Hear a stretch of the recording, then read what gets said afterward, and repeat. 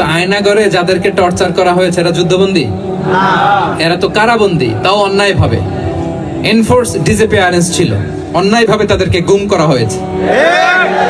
অন্যায় ভাবে বছরের পর বছর যাদেরকে এভাবে কষ্ট দেয়া হয়েছে, ফ্যামিলি থেকে দূরে রাখা হয়েছে, কিয়ামতের দিন তাদেরকে আল্লাহ জালেমের কাতারে দাঁড় করাবে। ইসলাম কারাবন্দী তো দূরের কথা, যুদ্ধবন্দীদের সাথে ভালো আচরণের কথা বলেছে। আল্লাহ বলেন ওয়ায়ুতঈমুনা আত-তাআমা আলা হুব্বিহি মিসকিনাও ওয়া ইয়াতীমান ওয়া আসীরা।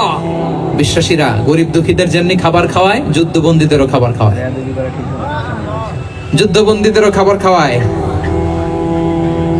এবং বিষ্ণু বলেছেন ইস্তাউসু বিল উসারা খায়রা, যুদ্ধবন্দীদের সাথে তোমরা ভালো আচরণ করো। বদরের যুদ্ধে 70 জন বন্দী হয়ে আসলো। বিষ্ণুনবী 70 জনকে সাহাবাদের মধ্যে ভাগ করে দিলেন, বললেন তোমরা খারাপটা খাবে, বন্দীদেরকে ভালোটা খাওয়াবে। কি নমুনা স্থাপন করেছে ইসলাম। ইয়ামামার বড় লিডার ছিলেন, যুদ্ধবন্দী হয়ে মদিনায় আসলেন, নাম সুমামা ইবনে উসাল। নাম কি? সুমামা ইবনে উসালকে যুদ্ধবন্দী হিসেবে আনা হলো। তাকে মসজিদে নববীর পিলারের সাথে রশি দিয়ে বাঁধা হলো। বিষ্ণু বললেন সুমামা, কি অবস্থা তোমার? কি অবস্থা তোমার? কেমন লাগে? তোমার সাথে কেমন আচরণ করা হবে বলো? বললেন মুহাম্মদ, তুমি চাইলে মারতেও পারো, বাঁচিয়েও রাখতে পারো। বিষ্ণু বললেন সুমামা, এ দুনিয়াটাই শেষ নয়, আখিরাতে বিশাল এক জগৎ পড়ে আছে। তুমি যদি শাহাদা বাক্য পড়ো আমাদের ভাই হয়ে যাবা, তোমার সেফটি সিকিউরিটির দায়িত্ব আমাদের, আমরা তোমরা সবাই মিলে এক। তারপর একে একে বিশ্বনবী তার সাথে ইসলামের সৌন্দর্যগুলো তুলে ধরলেন। সালাত কি, যাকাত কি, এগুলো বুঝালেন। বাড়িতে যেয়ে বললেন সবচেয়ে ভালো খাবার রান্না করো, একজনকে দিয়ে মসজিদে পাঠালেন। যুদ্ধবন্দীর সাথে কি আচরণ দেখছেন। এরপরের দিন বিশ্বনবী আবার তাকে ইসলামের দাওয়াত দিলেন। এরপর বাড়িতে এসে একজনকে বললেন যাও আমার ওই ওটের দুধ দহন করে তাকে 1 পেয়ালা গরম দুধ দিয়ে আস। আমরা জামাইকেও তো এরকম সমাদর করি না, কি বলেন? তৃতীয় দিন বিশ্বনবী আবার খাবার নিয়ে গেলেন, আবার ইসলামকে তুলে ধরলেন। সুমামা তো অবাক, যুদ্ধবন্দীদের সাথে মুসলমানরা এরকম আচরণ করে। 3 বছর বিশ্বনবীর 3 দিন ধরে লাগাতার যখন ইসলামকে প্রেজেন্টেশন শেষ, বিষ্ণু বললেন যাও এবার সুমামা ইবনে উসালের রশিটা খুলে তাকে ছেড়ে দাও। সাহাবারা বলেন কি ইয়া রাসূলুল্লাহ, ভয়ঙ্কর, বিশ্বাসঘাতকতা করবে, মেরে ফেলবে আমাদের। বিষ্ণু বললেন না, আমি যা জানি তোমরা তা জানো না, ছেড়ে দাও। সুমামাকে ছেড়ে দেয়া হলো। সুমামা বের হলেন মসজিদ থেকে, ফিরে তার ভূখণ্ড, তার এলাকা ইয়ামামাতে তিনি গেলেন না। মদিনার মসজিদে নবীর পাশে খেজুর বাগানের পাশে তিনি অজু করলেন, গোসল করলেন, অজু করলেন। এরপর ফিরে এসে বিশ্বনবীর সামনে দাঁড়িয়ে বললেন আশহাদু আল্লা ইলাহা ইল্লাল্লাহ ওয়া আশহাদু আন্না মুহাম্মাদান আবদুহু ওয়া রাসূলুহু। আল্লাহু আকবার, আমি সাক্ষ্য দিচ্ছি আল্লাহ ছাড়া কোনো ইলাহ নেই, আপনি আল্লাহর প্রেরিত রাসূল। হে মুহাম্মদ, আপনার চাইতে নিকৃষ্ট মানুষ আমার কাছে কেউ ছিল না, কিন্তু এখন থেকে আপনার চাইতে কোনো প্রিয় মানুষ আমার জীবনে নেই। ইসলামের চাইতে নিকৃষ্ট কোনো ধর্ম আমার জানা ছিল না, আজ থেকে ইসলামের চাইতে প্রিয় ধর্ম আমার কাছে নেই। মদিনার চেয়ে নিকৃষ্ট কোনো শহর আমার কাছে ছিল না, সবচেয়ে অপছন্দের শহর, আজ থেকে মদিনার চেয়ে প্রিয় শহর আমার কাছে নেই। দিস ইজ ইসলাম। বিশ্বনবী বললেন হে নবী, নবী হে, আপনি আমাকে উমরার অনুমতি দিন। তিনি উমরা করতে গেলেন। বিষ্ণু তাকে তালবিয়া শিখিয়ে দিলেন। এই প্রথম কেউ মুসলিম সুমামা ইবনে উসাল, উনি প্রথম মুসলিমদের মধ্যে উমরা করেছেন তালবিয়া পড়তে পড়তে, লাব্বাইক আল্লাহুম্মা লাব্বাইক পড়তে পড়তে। উমরা করার শেষে ইয়ামামা থেকে গম আসতো মক্কায়, ওই গম পিষে রুটি বানিয়ে মক্কাবাসী খেয়ে বেঁচে থাকতো। উনি ঘোষণা দিলেন মুহাম্মাদের অনুমতি ছাড়া ইয়ামামার একটি গমের দানা আজ থেকে মক্কায় পৌঁছবে না। সুবহানাল্লাহ পড়বেন না? এই যে আমেরিকা যে ইকোনমিক স্যাংশন দেয়, এটা শিখছে সুমামা উমামা ইবনে উসাল রাদিয়াল্লাহু তাআলা আনহুর কাছ থেকে। আল্লাহু আকবার।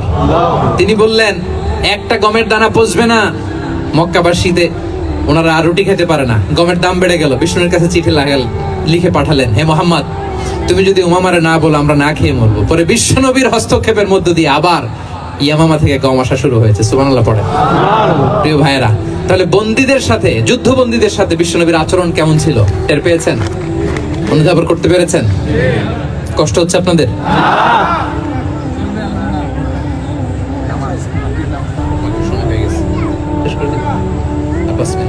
জি, মাগরিবের সময় হয়ে গেছে, আমরা এখনই শেষ করছি প্রিয় ভাইয়েরা।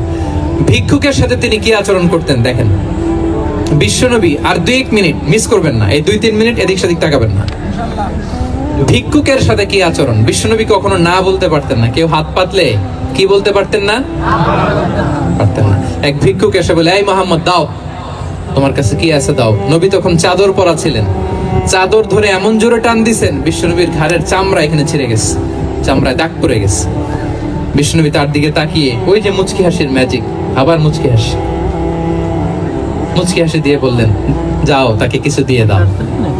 সুবহানাল্লাহ পড়বেন না? আচ্ছা, ভিক্ষা করতে আইসা যদি আপনার জুব্বা ধরে টান মারে, জামার কলার ধরে টান মারে, এই দে, কি করবেন বলেন? ওই যে মায়ের, মানে ডানে বয়ে আর কোনো সলিউশন নাই, খালি মায়ের, খাইছো মায়ের, খাইলো মায়ের। দেখেন, ভিক্ষা করতে এসে জামা ধরে টান দিয়ে ঘাড়ের চামড়া এখানে দাগ ফেলে দিয়েছে, কিন্তু বিশ্বনবী হাসি দিয়ে সলিউশন করলেন। সুবহানাল্লাহ। শত্রুদের সাথে তিনি কেমন আচরণ করেছেন? আল্লাহ আল্লাহ। তায়েফের ময়দানে রক্তাক্ত হয়েছেন, রক্তাক্ত। পাহাড় রক্ষী ফেরেশতারা বলে, নবী আপনাকে রক্তাক্ত করেছে? তায়েফে কেন গেছিলেন বিশ্বনবী? জমির বায়না করতে না? তায়েফে জমি কিনতে গেছিল না? তায়েফবাসীকে জাহান্নামের আগুন থেকে বাঁচাতে রক্তাক্ত করা হয়েছে। পাহাড় রক্ষী ফেরেশতারা বললেন, নবী একটা আদেশ দেন, 2 দিক থেকে চাপা মেরে পুরো তায়েফবাসীকে মাটির সাথে মিশিয়ে ফেলবো, মাটির সাথে মিশে যাবে। বিশ্বনবী বললেন, না না, তারা হয়তো ঈমান আনে নাই, তাদের ভবিষ্যৎ প্রজন্মের কেউ না কেউ লা ইলাহা পড়বে, কেউ না কেউ লা ইলাহা জপবে। তাই হয়েছে। তায়েফে যদি যান, আল্লাহু আকবার, মসজিদ আর মসজিদ, শান্তি আর শান্তি। আল্লাহু আকবার। উহুদের ময়দানে দাঁত শহীদ হয়েছে, রক্তাক্ত হয়েছে, হেলমেট ভেঙে কপালে পাথর ঢুকেছে। ফেরেশতারা বললেন, আদেশ দেন উহুদ পাহাড় তাদের ঘাড়ের উপরে বসিয়ে দেয়। বিষ্ণু বললেন, না। বিষ্ণু বললেন, না, আল্লাহুম্মা হদি কওমি ফাইন্নাহুম লা ইয়ালামুন। আল্লাহ আমার কওমকে ক্ষমা করে দেন, ওরা বোঝে নাই। দেখেন, শুধু ক্ষমাই চান নাই যে আল্লাহ ওদেরকে মাফ করে দেন, ওদের হয়ে কৈফিয়ত দিয়েছেন আল্লাহকে, এক্সকিউজ দিয়েছেন। আল্লাহ কেন কেন ক্ষমা করবেন? কারণ ওরা বুঝে নাই। এক্সকিউজ দিয়েছেন, তাদের হয়ে কৈফিয়ত দিয়েছেন। এই ছিল শত্রুদের সাথে বিশ্বনবীর আচরণ। যুদ্ধের ময়দানে ঘোষণা দিতেন, খবরদার, ওদের নারীদের গায়ে হাত দিবে না, শিশুদের গায়ে হাত দিবে না, গবাদি পশু মারবে না, কোন পাদ্রীর গায়ে হাত দিবে না। গোটা বিশ্বের কেউ, কোন যুদ্ধের সেনাপতি যুদ্ধের ময়দানে এমন মানবতা দেখাতে পারে না। চিল্লায় বলেন ঠিক কিনা? 8ম হিজরিতে মক্কা বিজয়ের দিন থার করে কাঁপছিল কুরাইশরা যে আজকে তো আমাদেরকে ক্যাপিটাল পানিশমেন্ট দিবে, ডেথ পেনাল্টি দিবে। বিষ্ণু বললেন, না, লা তাসরিবা আলাইকুমুল ইয়াউম, ইযহাবু ফাআনতুমুত তুলাকা। 4-5 জনকে তিনি শাস্তি দিয়েছেন, গণহারে শত শত হাজার হাজার পরিবারকে তিনি ক্ষমা করে দিয়েছেন। বললেন, তোমরা আমার ভাই, ভাইয়ের সাথে যেরকম আচরণ করবে, ইউসুফ তার ভাইদের সাথে যা করেছে আমি তাই করব, আমি ক্ষমা করে দিলাম। আল্লাহু আকবার। এ ছিল শত্রুদের সাথে আচরণ। শেষ কথা বলি, শেষ কথা হচ্ছে প্রাণীর সাথে বিশ্বনবীর কেমন আচরণ ছিল। প্রাণীর সাথে একবার এক আনসারের খেজুর বাগানে ঢুকলেন, ঢুকে দেখেন একটা উট কাঁদে। কি কাঁদে? উট কাঁদে। কানে কানে এসে বিশ্বনবীকে কি যেন বলে যায়। বিশ্বনবী রেগে বললেন, এই উটের মালিক কে? এক আনসারী সাহাবী বললেন, ইয়া রাসূলুল্লাহ, আমি। বিশ্বনবী বললেন, তোমার কি ভয় হয় না আল্লাহর? কলিজার মধ্যে আল্লাহর ভয় নাই? আল্লাহ তাআলা দয়া করে উটের মালিক তোমাকে বানিয়েছে। উট কানে কানে এসে আমাকে বলেছে তুমি তাকে কয়দিন ধরে খাবার দাও নাই, আর তাকে দিয়ে কাজ করিয়েছো অনবরত। খবরদার, কিয়ামতের দিন আল্লাহ তাআলা জালিমের কাতারে তোমাকে দাঁড় করাবে। প্রাণীর জন্য বিষ্ণু ইসলাম কত দয়াদ্র ছিলেন।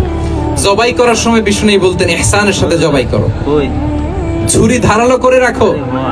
কুরবানির সময় আমরা প্রাণীটাকে কি করি? আদর করি না, মেরে ফেলি। বলেন তো, জবাই করা মানে কি? মেরে ফেলতেছি। বিষ্ণু বলেন, ইদা কাতালতুম ফাহসিনুল কিতলা, মারবা ঠিক আছে, কিন্তু মন মতো না, ইহসানের সাথে কতল করো।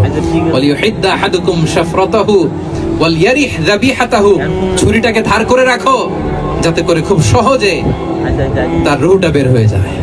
সুবহানাল্লাহ। দেখেন, আমরা নিজেদের সাথে একটু মিলাই। বাংলাদেশে দেখেন তো, কুকুর একটা দেখলে আমরা কি করি? হ্যাঁ, হয় লাথি না একটা ঢিল। বিড়াল দেখলে কি করি? হয় দাবরানি দেই, নয় দৌড়ানি দেই। এরকম আছে না নাই? উন্নত দেশগুলোতে দেখবেন রাস্তার মাঝখানে একটা ছোট্ট সাপ, পুরো হাইওয়েতে সবগুলো গাড়ি থেমে গিয়েছে। একটা হাঁসের বাচ্চা বাঁচানোর জন্য, একটা সাপের বাচ্চা বাঁচানোর জন্য, আর আমরা পাখির মতো মানুষকে গুলি করে মারি। মানুষকে আমরা গুলি করে মারি পাখির মতো নির্বিচারে। প্রিয় ভাইরা, বিষ্ণু ইসলাম প্রাণীর প্রতি আমাদেরকে দয়াদ্র হতে বলেছেন।